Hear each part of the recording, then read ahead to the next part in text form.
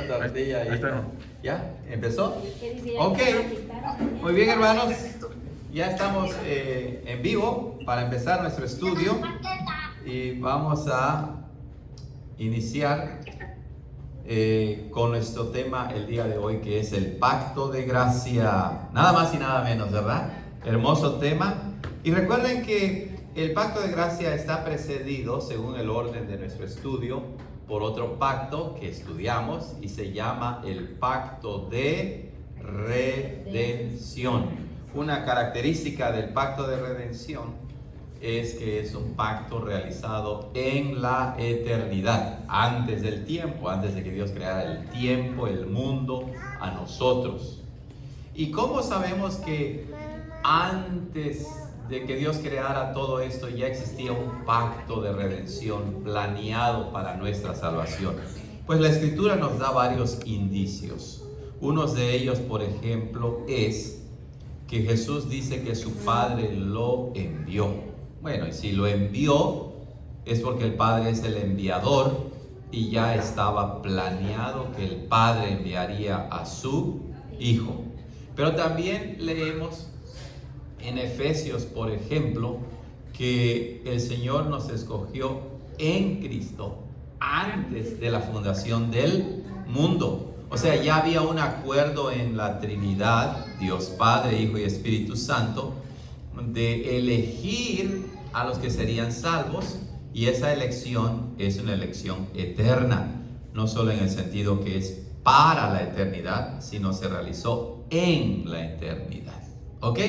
Entonces, ese es el pacto de redención, ese pacto realizado en la eternidad antes de que Dios creara el tiempo y el universo y la humanidad. Y ahora vamos al pacto de gracia y vamos a ver la relación que tiene con el pacto de redención. Vamos a iniciar. ¿Lo tienen ahí, hermanos? Sí. Muy bien. En base al pacto de redención, Dios estableció el pacto de gracia. Un pacto de amistad con el ser humano que representa la manera en que las bendiciones de la redención son comunicadas al pecador. Eso es muy importante, entonces, que lo entendamos. La conexión. El pacto de redención es la base del pacto de gracia. Lo que Dios promete en el pacto de redención se cumple o se alcanza en el pacto de gracia. Desde el pacto de gracia es el que se realiza en la temporalidad, en el tiempo, en el mundo, con los seres humanos que Dios creó, particularmente los que son salvos. ¿Ok? Por ejemplo, el doctor Berkov dice que este pacto es un pacto de amistad. Claro, porque el pecado ha metido una división entre Dios y el hombre, y antes de venir a Cristo somos enemigos de Dios, ¿verdad? Enemigos de Dios. Y ahora hay amistad, hay reconciliación. También dice que el pacto de gracia representa la manera en que las bendiciones de la redención son comunicadas al pecador. Es decir, lo que Dios prometió bendecir al pecador en la eternidad, esas bendiciones las recibimos ya en principio en el pacto de gracia. Un ejemplo de ello es Romanos 1. ¿Recuerdan cómo empieza Romanos 1:3? Dice: bendito el Dios y Padre de nuestro Señor Jesucristo, que nos bendijo con toda clase de bendición espiritual en los lugares celestiales en Cristo. Pero Él ya nos bendijo desde antes de crearnos. ¿Cómo nosotros recibimos esas bendiciones o empezamos a recibir esas bendiciones? Cuando somos introducidos al pacto de gracia. ¿Ok? Bajo el presente título serán considerados algunos aspectos particulares del pacto de gracia. Veamos el primer aspecto: las partes contratantes en el pacto de gracia, o las partes que integran el pacto de gracia. Dios es la primera parte en el pacto de gracia, la parte que toma la iniciativa y bondadosamente determina la relación que la segunda parte debe tener hacia Él. Entonces, la primera parte del pacto de gracia, como en el pacto de redención, es siempre Dios, ¿verdad? Y Él es el que toma la iniciativa. Es decir, no es el hombre que decide establecer un pacto con Dios. Es al revés. Es Dios que toma la iniciativa de establecer este pacto de gracia con el pecador que no merece dicho pacto. También dice que por lo mismo Dios expresa su bondad porque determina la relación que la segunda parte debe tener hacia Él. Es decir, no solamente nos introduce al pacto de gracia, sino que nos dice: esta será tu posición, esta será tu condición, esta será la relación que vas a mantener conmigo. Como lo iremos desarrollando, pues Dios determina que el hombre sea una parte del pacto de gracia junto a Él. Dios determina que el hombre reciba las promesas del pacto, pero también hay requisitos dentro de este pacto. Continuemos. Dios aparece en el pacto como un Padre bondadoso y misericordioso que quiere perdonar el pecado y restaurar a los pecadores a su comunión bendita. Entonces, en el pacto de gracia, Dios aparece como el Padre bondadoso y misericordioso. Y claro, esa bondad y misericordia se han expresado de la manera más perfecta en que nos amó y envió a su Hijo unigénito, a nuestro Señor Jesucristo. No es tan fácil determinar precisamente quién es la segunda parte de este pacto, aunque en general se puede decir que Dios estableció el pacto con el ser humano caído. Claro, ¿quiénes entran al pacto de gracia? Pues pecadores arrepentidos, seres humanos caídos en el pecado, regenerados por el Espíritu Santo, arrepentidos, convertidos. Entonces, en un sentido muy general se puede decir que Dios, la segunda parte del pacto de gracia es el ser humano caído en el pecado. Pero es una forma muy general de decirlo. Aunque inicialmente no hubo un límite histórico, se hizo evidente en los días de Abraham que el pacto no contemplaba la inclusión de todos los seres humanos. Eso significa que aunque ya hay una división, ¿verdad? En Génesis 3:15, ¿lo recuerdan? Y pondré enemistad entre tu simiente y la simiente suya. Esa te herirá en la cabeza, tú le herirás en el calcañar. Ya ahí vemos una división de la humanidad entre los hijos de Dios y los hijos del diablo, los no cristianos, por así decirlo. Pero eso se hace mucho más claro cuando Dios llama a Abraham y con él forma el pueblo de Israel, que es su pueblo, a diferencia de los otros pueblos que no son el pueblo de Dios. Entonces nos damos cuenta pues que este pacto de gracia, de pura misericordia para salvar al pecador, no incluía entonces a todos los seres humanos caídos. Por esta razón, no es suficiente decir que Dios estableció el pacto de gracia con el pecador, porque eso supondría que incluye a todos los pecadores, pero no es así. El pacto de Dios con Abraham muestra que no incluía a todos los pecadores.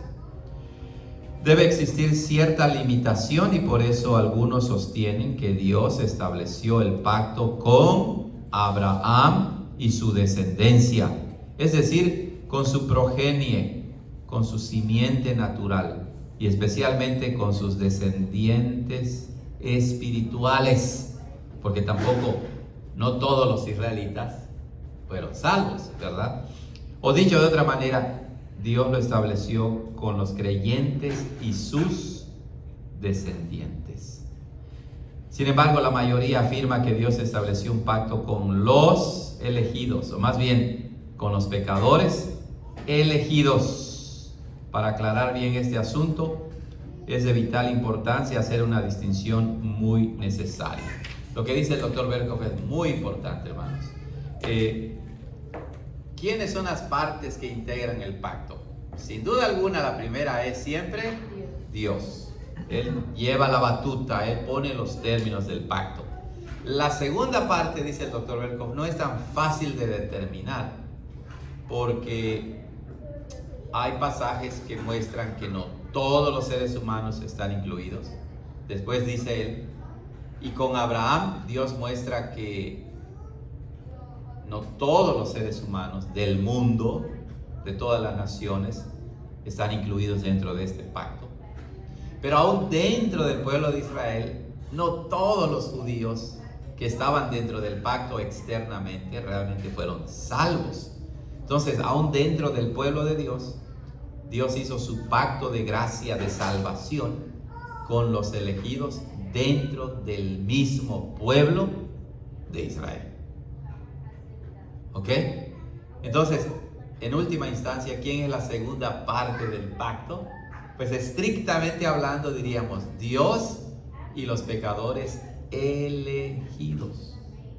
Pero como vamos a ver después, esto tiene diferentes aspectos muy interesantes. ¿Ok? ¿Alguna pregunta hasta aquí, amados hermanos? ¿Alguna pregunta hasta aquí? Recuerden que cuando Dios llama a Abraham, dice, estableceré mi pacto contigo y con tu descendencia. Ahí ya limitó quiénes están dentro del pacto de gracia. Abraham y su descendencia. ¿Ok? Pero como volvemos a repetir, aún dentro de la descendencia de Abraham, Dios amó a Jacob, mas a Esaú aborreció. ¿Ok? Muy bien, vamos a continuar. Número 1. Vamos a ver este aspecto del pacto para entender un poco mejor quiénes son los integrantes del pacto. El pacto como un fin en sí mismo, es decir, como un pacto de mutua amistad o comunión de vida. Es decir, el pacto en sí mismo tiene como meta establecer una amistad salvadora, por así decirlo, entre Dios y el hombre. Esa es la meta del pacto, entrar a una comunión de vida. ¿Ok? El pacto de gracia puede ser visto como un fin que Dios tuvo en mente en el pacto de redención, como una realidad espiritual final que Dios realiza en el curso de la historia por medio del ministerio de la palabra y la obra poderosa del Espíritu Santo, y que será perfeccionada cuando la consumación de todas las cosas ocurra.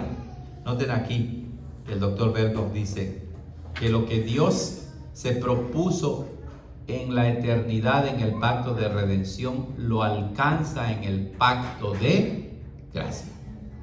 ¿Ok?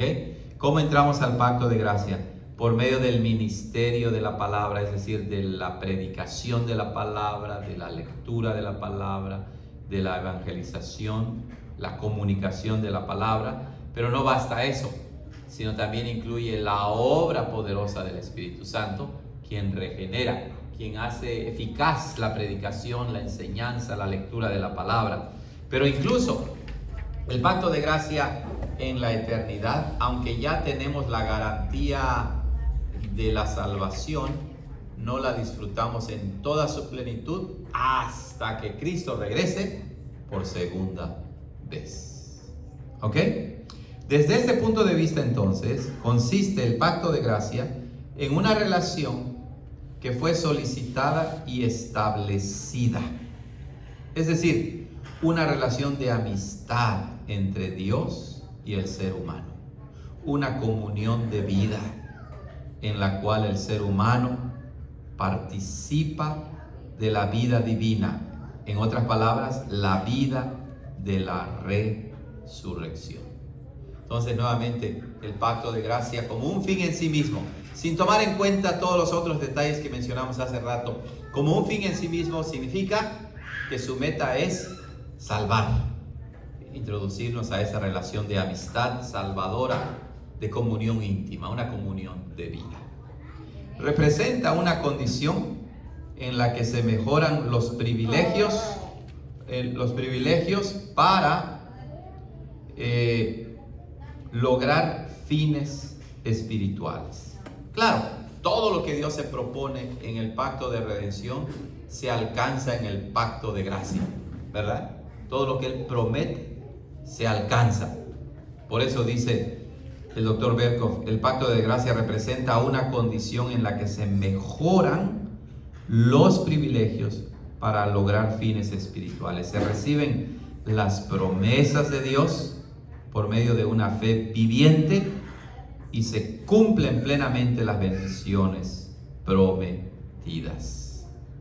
Entonces, si se considera al pacto desde ese punto de vista, parece que en cuanto a la segunda parte contratante del pacto se refiere, le quedaría una sola posición posible. Es decir, que Dios estableció su pacto de gracia con los elegidos.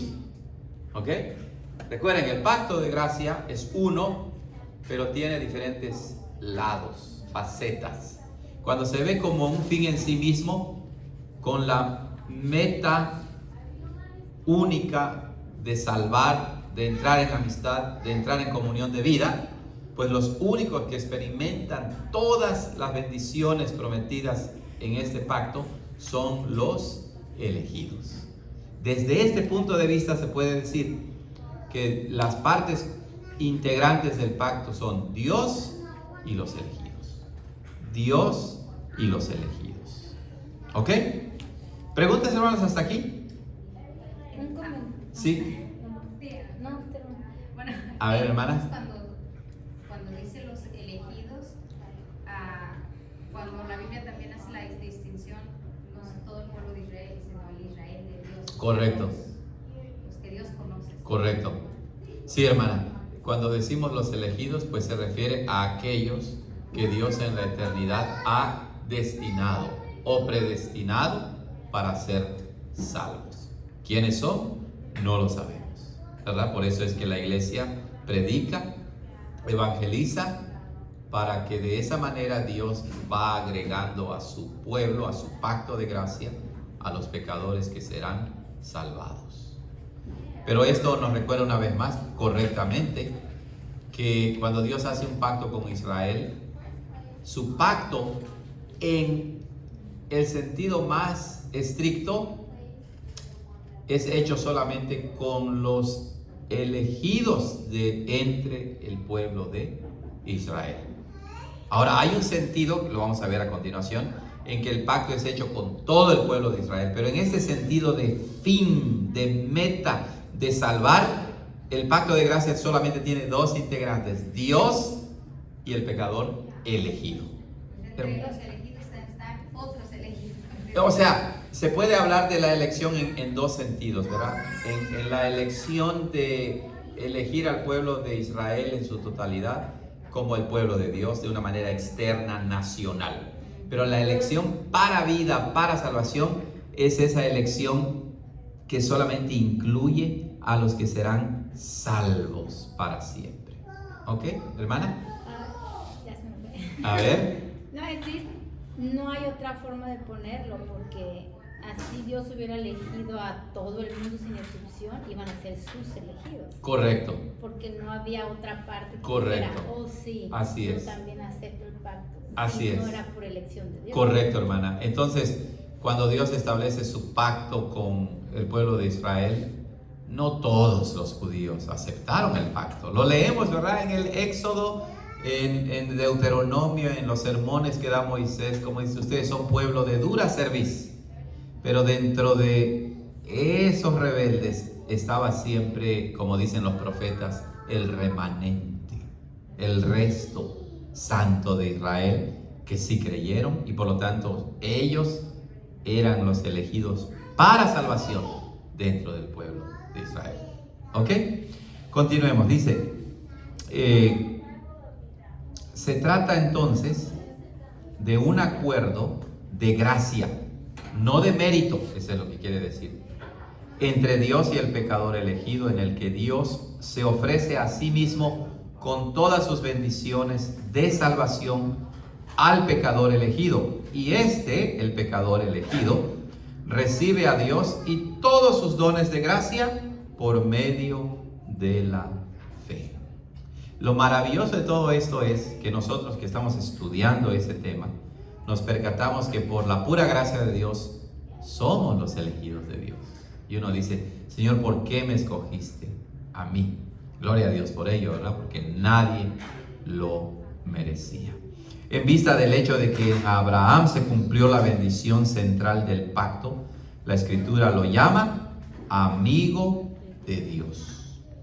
Cuando dice el doctor Berkhoff que en Abraham se cumplió la bendición central del pacto, pues es que Dios le dijo a Abraham, yo seré tu Dios, tú serás mi pueblo, en tu simiente serán benditas todas las naciones. Y es en ese pacto que Dios establece con Abraham, el pacto de gracia, de donde nace ¿quién? El Señor Jesucristo. Escuchen cómo dice Santiago 2:23, donde le llama a Abraham el amigo de Dios. Dice, y fue cumplida la escritura que dice, Abraham creyó a Dios cuando Dios estableció su pacto con él y le fue imputado a justicia, es decir, como si fuese justo, y fue llamado amigo de Dios. Abraham llegó a ser justo por gracia en este pacto, ¿verdad? Por creer, y fue llamado amigo de Dios. Muy bien. Jesús llama a sus discípulos también amigos, porque ellos comparten las bendiciones del pacto de la nueva vida y obedecen sus mandamientos. Noten que aquí los verdaderos amigos de Dios no son los que quedan exentos de obedecer. Todo lo contrario, ¿verdad? Son los que creen de verdad en la promesa del pacto y entonces son motivados a obedecer. Pero esta obediencia no es meritoria, es resultado de la fe verdadera en Cristo. Vamos a leer Juan 15:14. Juan 15:14 dice lo siguiente: el Señor Jesús a sus discípulos, vosotros sois mis amigos si hacéis lo que yo os mando. Qué increíble, ¿verdad? Como vamos a ver después, aunque el pacto de gracia, como su nombre lo indica, no es de mérito, eso no quiere decir que no haya obligaciones dentro del pacto de gracia. Una obligación clarísima aquí es la obediencia, que se comunica por medio de la expresión, si hacéis lo que yo os mando. Si hacen esto, son mis amigos. ¿Ok? Y también en el versículo 15, ya no os llamaré siervos, porque el siervo no sabe lo que hace su Señor, mas os he llamado amigos, porque todas las cosas que oí de mi Padre os he hecho saber. Por eso es que el doctor Berkhoff insiste en que este pacto de gracia, en su esencia, es un pacto de amistad. Pero no de la amistad como nosotros la concebimos, ¿verdad? En un nivel humano, sino esta amistad es una amistad que presuponía una enemistad, condenación. Ahora ha sido destruida esa condenación, esa enemistad, y estamos en una relación de amistad salvadora con Dios, de gracia, de comunión, de vida. Varios pasajes de la Escritura se refieren a las misericordias del pacto de Dios realizadas en aquellos que le temen. Vamos a leer algunos. Deuteronomio 7:9. Deuteronomio 7, versículo 9, dice así: conoce pues que Jehová tu Dios es Dios, el Dios fiel, que guarda el pacto y la misericordia a los que lo aman y guardan sus mandamientos hasta 1000 generaciones. Entonces, hermanos, las bendiciones del pacto se cumplen en la vida de aquellos que guardan el pacto, ¿verdad? Que obedecen el pacto. Nuevamente, no es una obediencia meritoria, pero sí es una condición del pacto.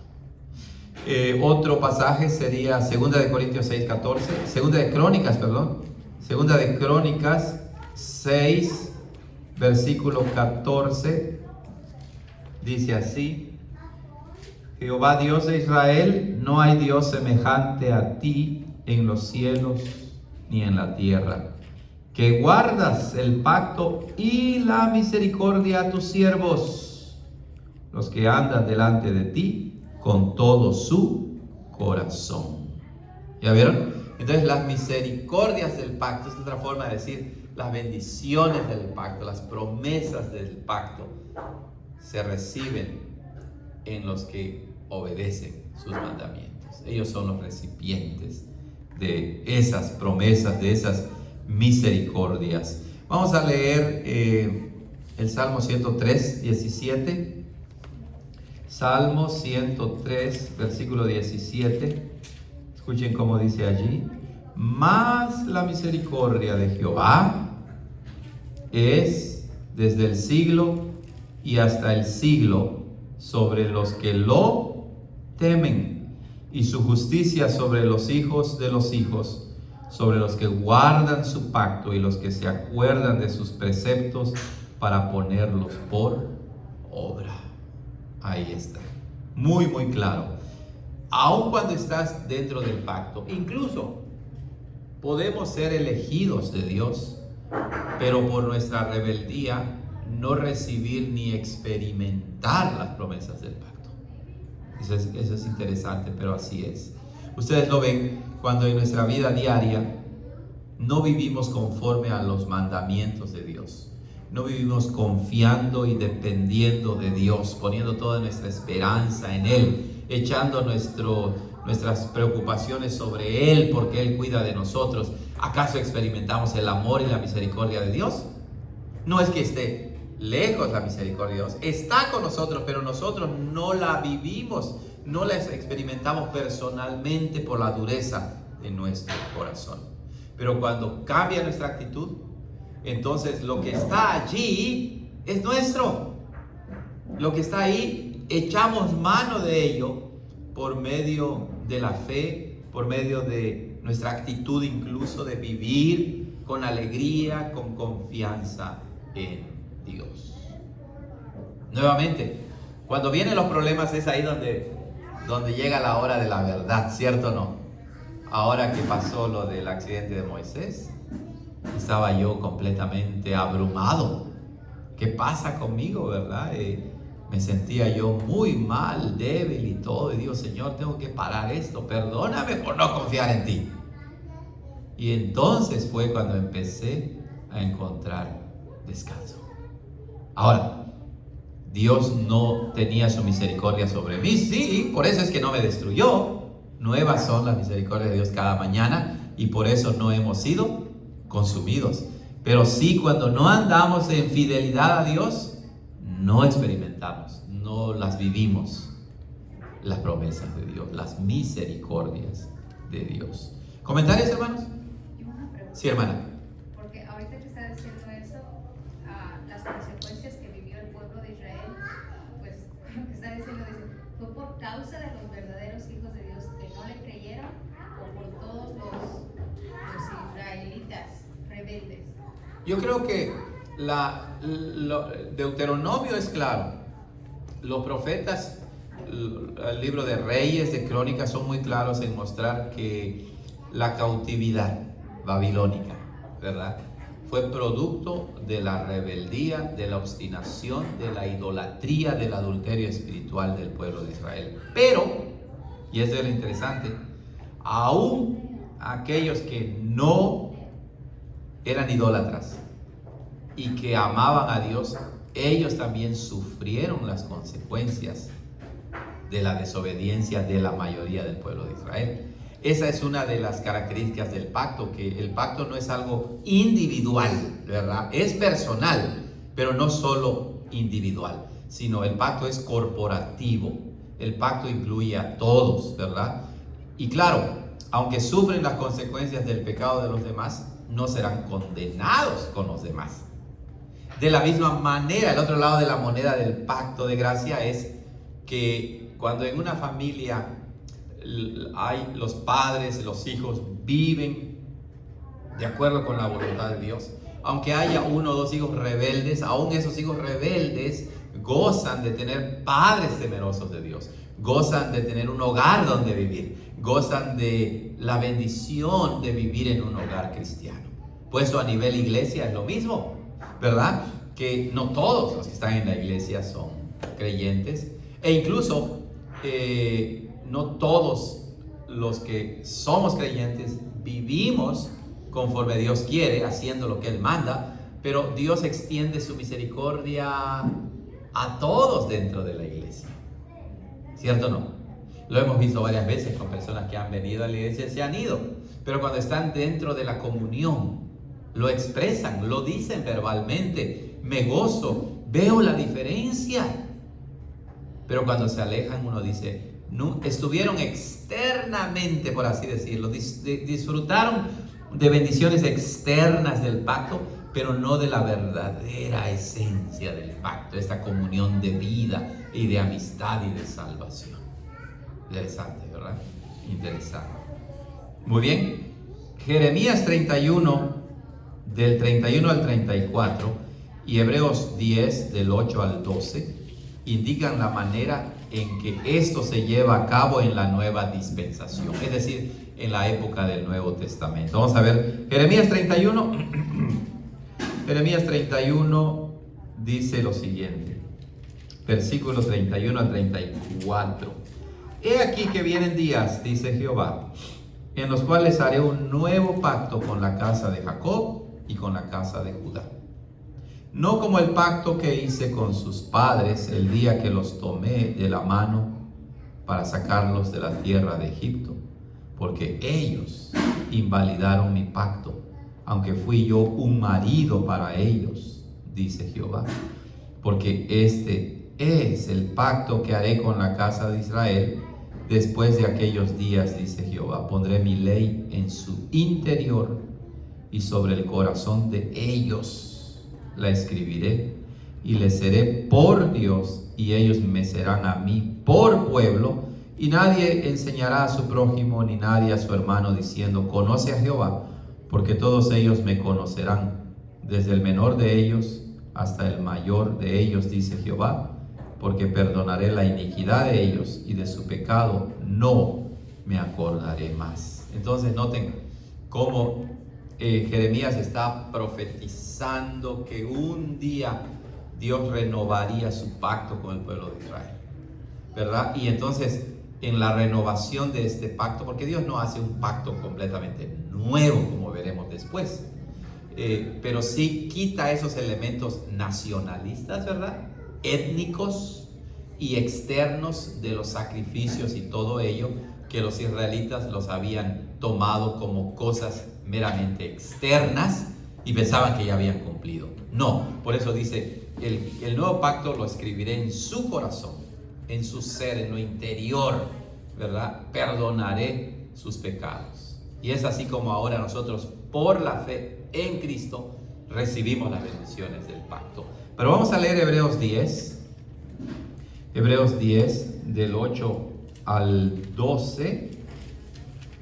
Dice el autor así, diciendo arriba: sacrificio y ofrenda y holocaustos y expiaciones por el pecado no quisiste ni te agradaron, las cuales se ofrecen según la ley.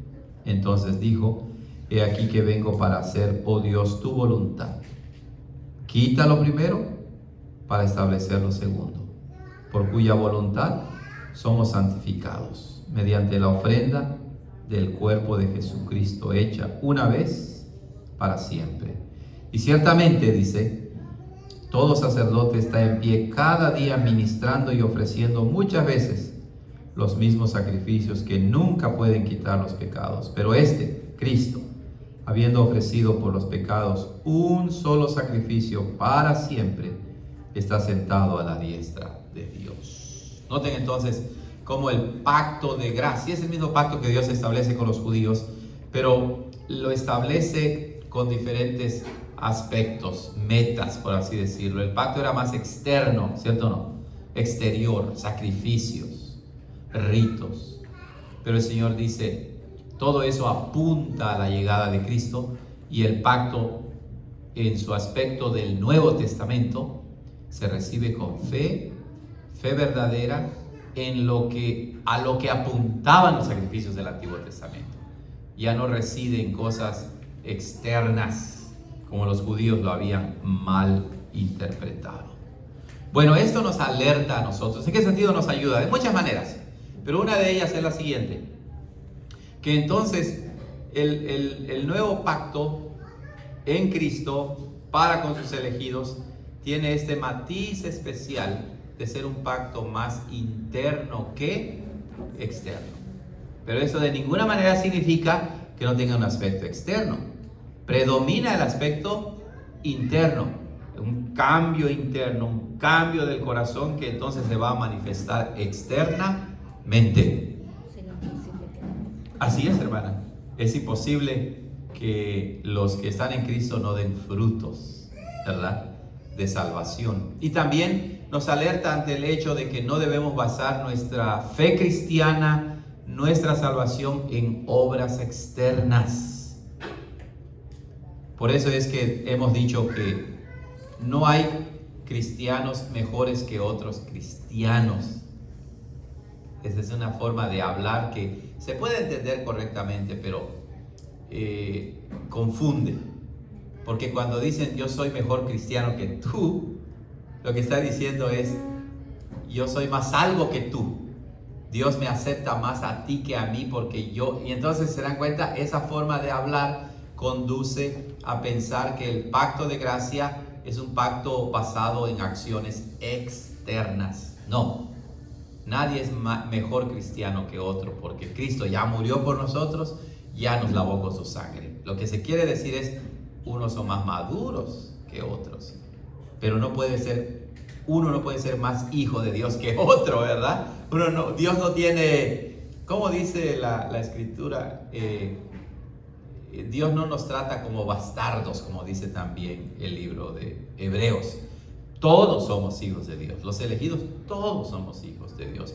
No hay hijos mayores e hijos menores. Todos somos hijos de Dios.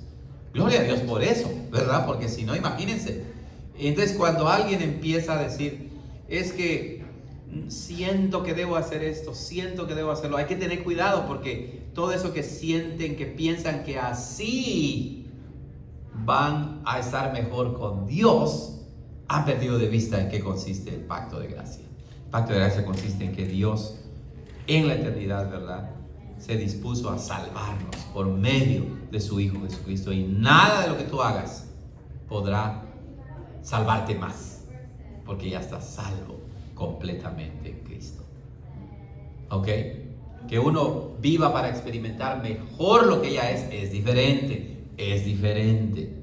Por eso es que, por ejemplo, en la casa, cuando no practicamos la lectura de la Biblia y los devocionales, nos sentimos lejos de Dios, distanciados de lo que ya somos, ¿verdad? No lo experimentamos. Igualmente, si estás en una iglesia donde no hay un cuidado pastoral, donde no hay instrucción, donde no hay devoción, pues uno opta por decir, bueno, voy a buscar una iglesia donde pueda experimentar y vivir más mi fe. No dices, voy a buscar una iglesia donde me haga más cristiano, no, ¿verdad? Donde me haga más salvo, no, porque ya eres salvo. Pero sí, hermano. Ok, entonces, por ejemplo, si, como dice usted, menciona, si no se practica la lectura de la Biblia, la oración. Sí. Y puedes decir, o cómo se diría mejor, no me siento bien con Dios, o paz con Dios. Correcto. Sabes que estás haciendo Exacto. lo que no debes. Exacto. Cuando uno, como dice Jesús, les llamaré a mis amigos si hacen lo que yo les mando, ¿verdad? Si permanecen en mis palabras. Y como dice el antiguo repetido en el Nuevo Testamento, sed santos como yo soy santo, porque yo soy santo. O David, el rey, cuando en el Salmo 51, el Salmo de penitencia, de arrepentimiento, le dice al Señor, perdóname, y luego dice, vuélveme el gozo de tu salvación. No vuélveme la salvación, porque Él ya era salvo. Pero permíteme otra vez disfrutar el gozo de ser salvo, de disfrutar tu salvación, que no la puedo disfrutar por mi malvado pecado que se interpone entre mí y ti.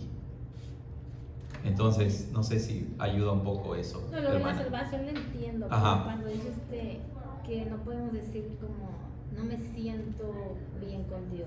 Correcto. Entonces, ¿cómo se puede decir? Si estás haciendo algo que sabes que no estás haciendo. Lo que quiero decir no es que uno elimine el sentimiento, no. Lo que quiero decir es que cuando mucha gente dice, no me siento bien con Dios, detrás de ello está una teología, una doctrina de la salvación incorrecta. Lo que quieren decir muchas veces es, siento que aquí no soy salvo, quiero ser salvo. No, ya eres salvo. Entonces, cuando uno dice no me siento bien con Dios, uno lo puede decir siendo el elegido, ¿verdad? Siendo verdaderamente salvo, pero uno puede significar lo incorrecto. Lo correcto de decir no me siento bien con Dios es en el sentido de no estoy viviendo conforme a la voluntad de Dios, por lo tanto siento que le fallo, siento que lo ofendo, como Pedro. ¿Cómo se sentía Pedro antes que Cristo lo restaurara nuevamente a su fe y a su oficio apostólico? ¿Cómo se sentía Pedro? Muy mal, sentía que no lo merecía, ¿verdad? Por eso Jesús le dice, me amas. Y Pedro tristemente le dice al final, Señor, tú sabes que te amo. Pero Pedro no podía sentir y disfrutar como el rey David ese gozo de la salvación. En ese sentido uno sí dice, siento que estoy mal con Dios. Claro, y lo debe uno sentir. Pero si por decir, siento que no estoy bien con Dios, quieres decir, siento que no soy salvo, está mal expresado, porque entonces estás diciendo, no soy salvo, soy un pecador, y entonces para ser salvo necesito cantar más, necesito orar. No, eso ya son los frutos de ser salvo.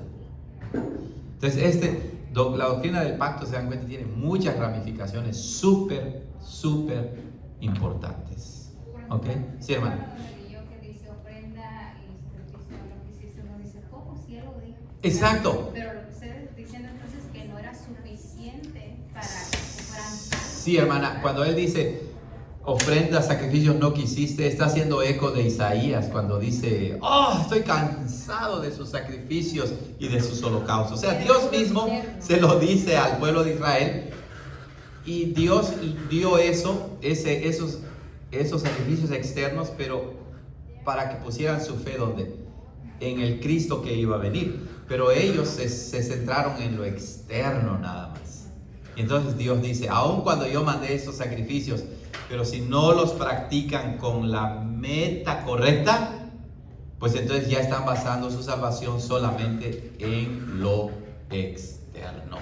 No, me imagino que decían, ahora voy a matar a fulano, mañana voy y llevo un cordero. Así es como en la iglesia romana, ¿verdad? Tristemente, ya cometí adulterio, ya me emborraché, ¿y qué haces? Voy y cumplo una penitencia. O lo más común, voy y me confieso. Porque como ¿Y ya? David, ¿verdad? Está diciendo, después de que peca y todo eso, dice, entonces te agradarán los sacrificios. Exacto. Y está diciendo, lo interno tiene que ir de la mano con lo externo. Así es, hermana. Entonces, en el caso de David, muy buen punto, hermana. Los sacrificios que Dios mandó, cuando se hacen incorrectamente, son abominación delante de Dios. Pero cuando David dice, Señor, perdóname, y el Señor lo perdona, dice, ahora sí te agradarán los sacrificios que te voy a ofrecer. Claro, porque ya está corregida su vida interna, su relación interna con Dios. Se ha arrepentido y le ha dicho a Dios, perdóname, para que entonces pueda disfrutar otra vez el gozo de tu salvación. Y cuando ofrezca los sacrificios, no los haga pensando simplemente por ofrecer un sacrificio ya Dios me va a perdonar. No es así. Dios te perdona por su pura gracia y misericordia. ¿Ok? Bueno, entonces, En Apocalipsis 21:3 se describe la realización final del pacto. Oí una potente voz que provenía del trono y decía: aquí entre los seres humanos está la morada de Dios. Él acampará en medio de ellos y ellos serán su pueblo. Dios mismo estará con ellos y será su Dios. Esa expresión final de Apocalipsis, ¿verdad?, la encontramos ya en el Antiguo Testamento. Yo seré tu Dios y tú serás mi pueblo. Y se vuelve a repetir en Apocalipsis. Es el mismo pacto. Tiene diferentes administraciones, diferentes formas, pero es el mismo pacto en esencia. ¿Ok? Muy bien. Comentarios, hermanos. Todo esto es el pacto de gracia como un fin en sí mismo, de salvación, ¿verdad? De salvación. Fue lo que vimos. Y ahora vamos a entrar al segundo punto, el pacto como medio para lograr un fin. Una relación estrictamente legal que indica el fin espiritual que debe ser realizado. Hermanos, son 7:55, ¿verdad? Increíble cómo se va el tiempo, muy rápido. Pero vamos a tratar de avanzar. Entonces, el punto 1, para ponerlo en palabras más sencillas, podríamos decir, se puede ver el pacto de dos maneras. Primero, se puede ver el pacto desde el punto de vista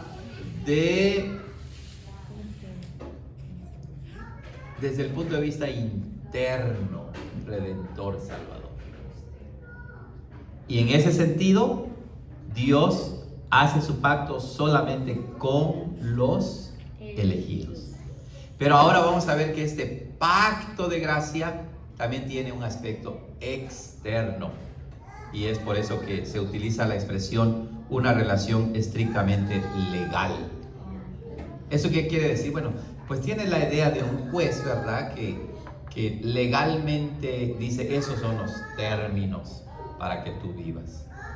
Ahora, que lo vas a hacer es otra cosa, pero legalmente esos son los términos del pacto. Y ahí pueden estar incluidos un montón, pero no todos lo van a hacer. Vamos a verlo. Es indiscutible que la Biblia también se refiere al pacto en un sentido más amplio, no solamente de los elegidos, ¿verdad?, incluyendo a muchos que no comparten la vida, es decir, la salvación en el pacto, e incluso ciertas personas en las que jamás se realizaron las promesas del pacto. ¿Se dan cuenta? Ejemplo de ellos son Ismael y Esaú. Ellos pertenecían al pacto, así como los hijos malvados del sacerdote Elí. Los israelitas rebeldes que murieron en sus pecados también pertenecían al pueblo del pacto. Hasta los escribas y fariseos que Jesús denunció con tanta vehemencia compartían los privilegios del pacto. Claro, pues ellos mismos lo decían. ¿Somos hijos de quién? De Abraham. Somos el pueblo de Dios. En ese sentido legal, externo, hasta los fariseos pertenecían al pacto, eran hijos del pacto. Judas lo era también en ese sentido externo, pero no internamente. ¿Ok? Por consiguiente, se puede percibir al pacto como un acuerdo estrictamente legal en el cual Dios garantiza las bendiciones de salvación a todos aquellos que creen. Este acuerdo puede existir como un arreglo estrictamente objetivo, aunque no se haga nada para llevar a cabo sus propósitos. La relación que representa puede existir independientemente de la actitud asumida por el ser humano hacia sus obligaciones en el pacto. ¿Ya vieron? O sea, legalmente se dice, este es el pacto, vivan conforme al pacto, pero muchos no van a hacer caso de los términos del pacto. Un ejemplo de ello es Caín y Abel en los albores o comienzos de la humanidad. Los dos habían sido instruidos por Adán y Eva para ir a la iglesia, por así decirlo, para ofrecer ¿qué? Sacrificios. ¿Quién era el sacerdote? Pues era Adán, ¿verdad? Era Adán que les había enseñado a ofrecer sacrificios a Caín y Abel. Eso quiere decir que Caín y Abel ya eran adultos y ellos iban y ofrecían sacrificios. Uno lo ofrecía de manera externa, legalmente, para cumplir con los términos. Era Caín. Pero el otro, Abel, sí cumplía internamente con los requisitos del pacto. Lo hacía de corazón. ¿Ok? Muy bien. Dice, es decir, sería posible que una persona no cumpla los requisitos del pacto, no crea en el Señor Jesucristo y, a pesar de todo esto, mantenerse en la relación del pacto con Dios. Claro, no en una relación de salvación, solamente en una relación legal. Estoy dentro del pacto. Es como en una familia. En una familia hay leyes, hay órdenes, pero puede ser que haya uno o dos que no les importe, que no cooperen, pero aún así están dentro de la familia. Si concebimos entonces el pacto en este sentido más amplio, como una relación estrictamente legal, como un medio por el cual Dios realiza las bendiciones de salvación en la vida de aquellos que cumplen las exigencias del pacto, entonces tendríamos que decir que Dios estableció el pacto con los creyentes y sus hijos. Claro, así es. Lo vemos cuando Dios establece su pacto con Abraham. Yo seré tu Dios y el de tu descendencia, de tus hijos. Por eso es que Dios siempre ha salvado a su pueblo por medio de pactos, por medio de familias. Ahora, que hay excepciones, es verdad, pero la norma, el patrón es que Dios quiere actuar por medio de las familias, salvar a familias completas, ¿verdad? ¿Por qué mi hermano José y mi hermana Lisbeth quieren ver a sus hijos y a sus nietos? Pues porque Dios ha puesto eso en nuestro corazón. O sea, no todos queremos ver a nuestra familia, ¿cierto o no?, rendida a Cristo. ¿Ok? Pero no todos los hijos creen. El ejemplo está con los hijos de Isaac, ¿no? Jacob y Esaú. O con el mismo Abraham, su hijo Ismael y su hijo Isaac. Pero ahí es más claro que uno fue hijo de la...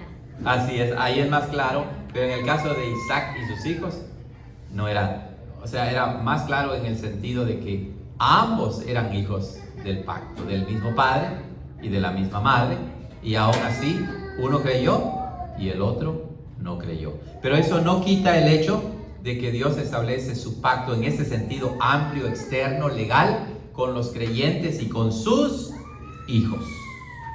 Siempre, siempre. ¿Ok? Preguntas, comentarios, hermanos, en esta introducción muy interesante al pacto de gracia. ¿Alguna pregunta final o comentarios, hermanos, que tengan? Pienso que una de las bendiciones de esta doctrina es que uno no sabe quiénes son los hijos rebeldes que van a permanecer para siempre rebeldes. Uno nunca lo sabe, ¿verdad? De modo que las bendiciones del pacto los alcanzan a ellos también. Entonces, por eso oramos por nuestros hijos, porque con base en esta doctrina del pacto, de que Dios bendice a los padres y a los hijos, oramos, decimos: Señor, alcanza a mi hijo, regrésalo otra vez al pacto, mételo otra vez al redil, a la iglesia, a la familia, y tarde o temprano, ¿cierto o no?, Dios empieza a responder nuestras oraciones.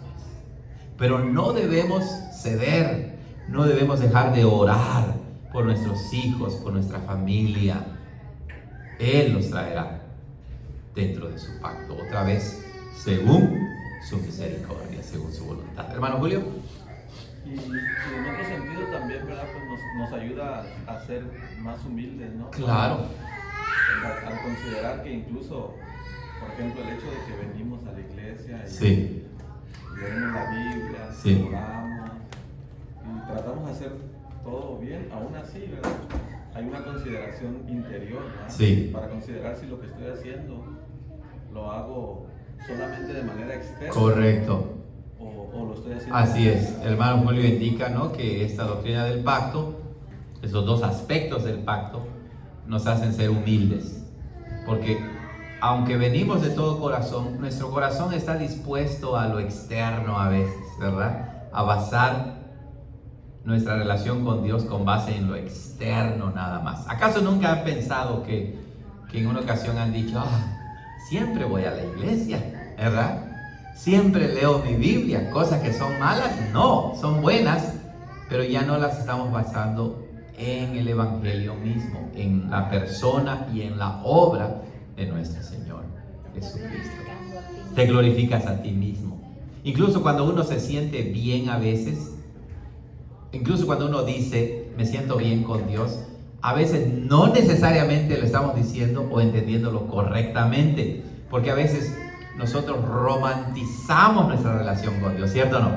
Y eso ya no es correcto. O sea, la vida es tan compleja que hay que tener cuidado, y por eso la iglesia siempre debe predicar el Evangelio, siempre recordarnos que no es por lo que somos o hacemos, es por Cristo, en quien obtenemos nuestra nueva identidad, nuestra nueva persona, es solamente por lo que Él ha hecho.